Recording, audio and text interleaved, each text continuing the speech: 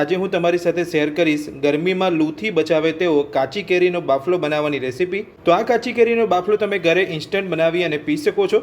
તો ચલો કાચી કેરીનો બાફલો બનાવવાનું શરૂ કરીએ।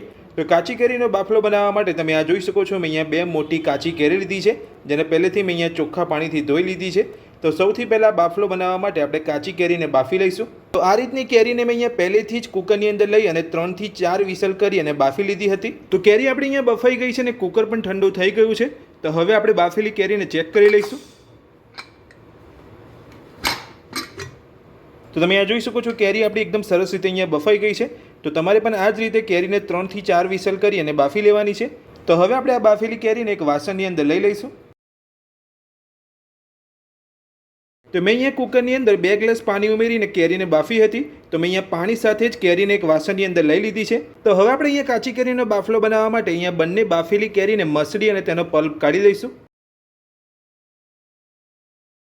તો છોડાને પણ આ રીતે તમારે મસળીને તેની અંદર રહેલો પલ્પ કાઢી લેવાનો છે।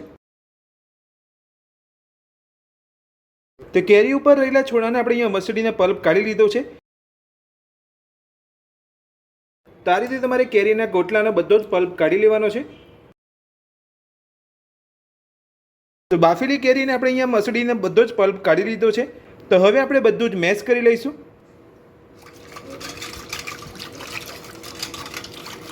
તો આ રીતે તમારે કેરીનો પલ્પ કાઢી લીધા પછી બધું જ સરસ અહીંયા મેશ કરી લેવાનું છે।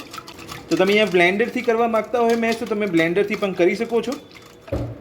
તો બધું જ આપણે અહીંયા સરસ મેશ કરી લીધું છે। તમે આ જોઈ શકો છો, એકદમ પ્લેન આપણો અહીંયા બાફલો થઈ ગયો છે। તો હવે આપણે તેને એક કડાઈની અંદર લઈને કૂક કરીશું અને તેની અંદર મસાલા એડ કરીશું। તો બાફલાને કૂક કરવા માટે તમે આ જોઈ શકો છો, મેં અહીંયા ગેસ ઉપર એક કડાઈ મૂકી છે।